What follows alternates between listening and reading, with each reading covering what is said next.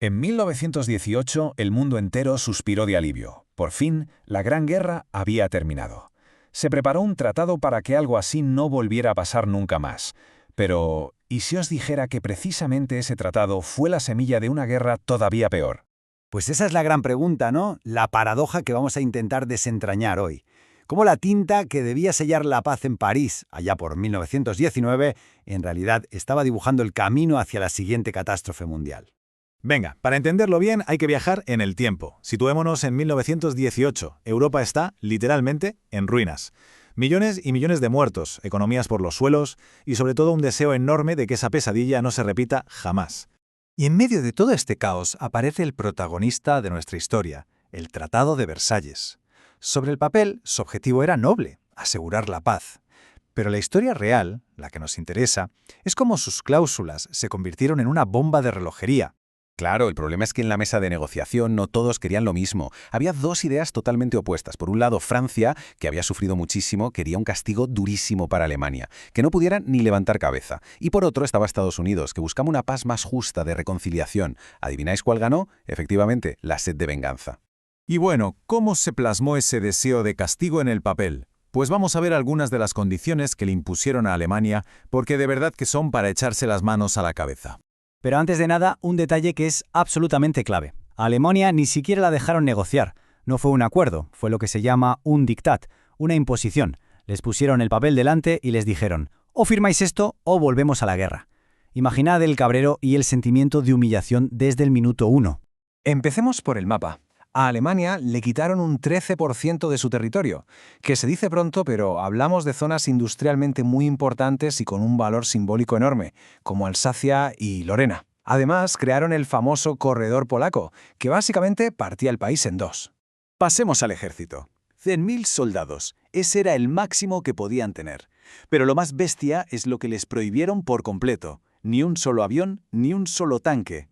La marina bajo mínimos. Vamos, que el objetivo era dejar a Alemania totalmente indefensa. Y ahora la puñalada moral, el famoso artículo 231, la cláusula de culpabilidad de guerra. Este artículo obligaba a Alemania a asumir, ella solita, toda la culpa y la responsabilidad de haber iniciado la guerra. Esto no era un trámite, era una humillación nacional en toda regla. Y por si fuera poco, el dinero, las reparaciones de guerra. Les impusieron una cantidad de dinero tan absurdamente alta que era sencillamente impagable. La idea era tener la economía alemana ahogada durante décadas. Entonces, a ver, vamos a juntar las piezas. Un país mutilado, desarmado, humillado públicamente y con una deuda imposible de pagar. ¿Qué podía salir mal? Pues todo. El resultado fue una crisis económica y social sin precedentes.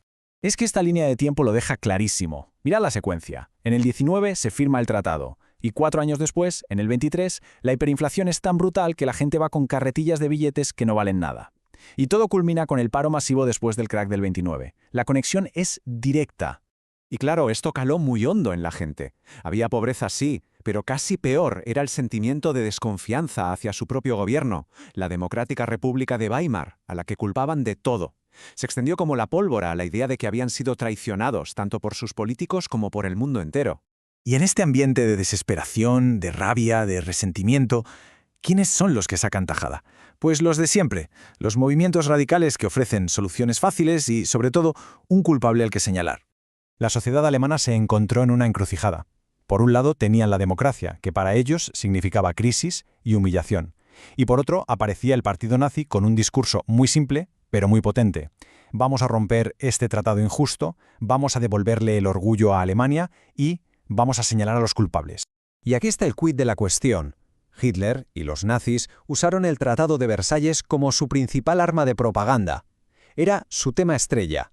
En cada mitin, en cada cartel, la misma idea, la apuñalada por la espalda, la humillación de Versalles. Fue, literalmente, la gasolina que alimentó su ascensor al poder. Y así, poco a poco, vamos atando todos los cabos y vemos cómo ese tratado de paz no fue más que la primera página del siguiente conflicto.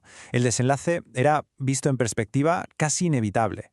A día de hoy, prácticamente todos los historiadores están de acuerdo. El tratado fue un error garrafal. En lugar de integrar a la Alemania derrotada en un nuevo orden europeo, lo que hizo fue aislarla, castigarla y humillarla. crearon un paria resentido en el mismísimo corazón de Europa. Este esquema resume a la perfección todo lo que hemos hablado. Es que es un efecto dominó de libro, una paz injusta y punitiva que provoca una crisis nacional tremenda. Esa crisis se convierte en el caldo de cultivo perfecto para el radicalismo, y ese radicalismo, una vez que llega al poder, nos lleva directos a la guerra. Por eso, hay una frase muy potente que dice que la Segunda Guerra Mundial no empezó en 1939 con la invasión de Polonia, empezó en realidad 20 años antes, en esa sala de los espejos donde se firmó una paz que de paz tenía muy poco. Y todo esto nos deja con una pregunta final, una que era relevante en 1919 y que, por desgracia, lo sigue siendo hoy. ¿Puede existir una paz real si no hay reconciliación? La lección de Versalles parece gritarnos que no, que una paz impuesta no es paz, es solo una tregua hasta la siguiente tormenta.